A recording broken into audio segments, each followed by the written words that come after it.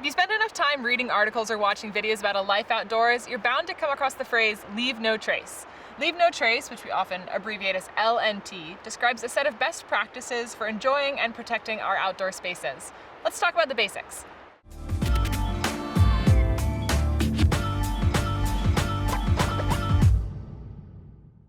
The first principle of leave no trace is just good common sense. Plan ahead and prepare. You'll want to check regulations for the area where you're headed. You can do this by talking to a ranger or looking online, and then when you arrive, you'll want to check postings as well as talk to a ranger in person if possible to get the most up-to-date information.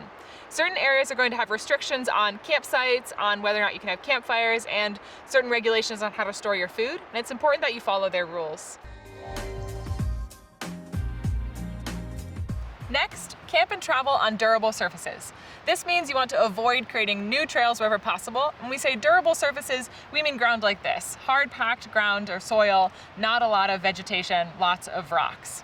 You also want to keep your campsite small and stay at least 200 feet away from any water source. Whenever possible, you want to stay off of vegetation.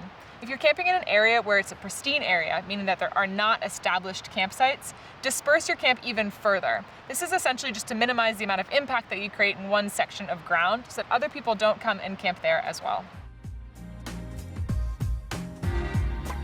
The next principle is dispose of waste properly. This basically boils down to whatever you pack in, you have to pack out. So this includes food as well as trash and even spilled food. You'll want to clean that up so that animals don't get their hands on anything that has a human smell. When washing dishes, you should be at least 200 feet away from your campsite and 200 feet away from a water source. The other type of waste that you'll have to deal with in the backcountry is human waste. Be prepared with a poop kit so that you can deal with human waste by digging a cat hole with a trowel like this one, and then burying your waste as well as your toilet paper. The most leave no trace option with toilet paper is to carry it out, and it's a good idea to check regulations for the area where you're going, as some places will even require you to carry your own waste out. This is an enormous topic with a lot of information to cover, so we actually have a whole video on this. We've linked that in the description below. The next principle of leave no trace deals with campfires. Campfires are one of the most magical parts about spending a night in the outdoors, but there are some best practices to follow. First off, refer to principle number 1 of leave no trace and check regulations for where you're headed, as certain areas don't allow you to have campfires. If they are allowed where you're going, then only use the designated, already established fire pits, rings, or mounds, and this will help minimize the impact that the fire has on the environment.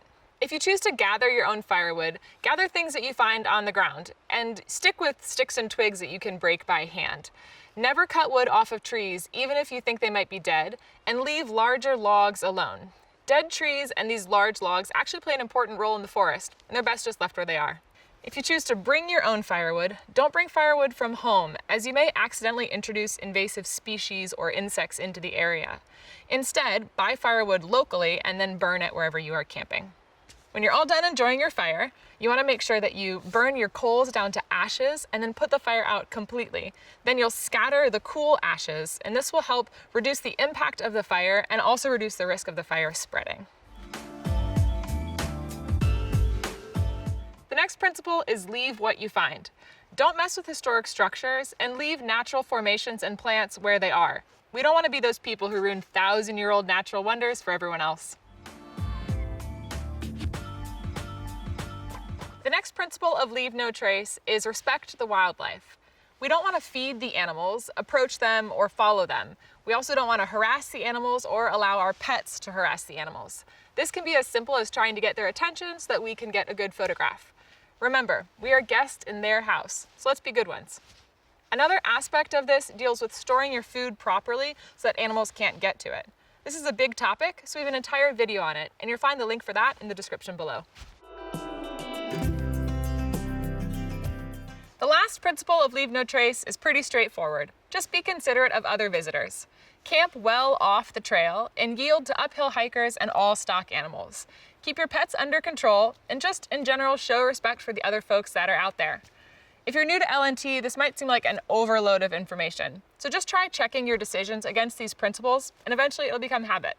If you want some more information, or especially want some information on food storage, check out our videos here or anything else. And if you haven't already, subscribe below. We'll see you later.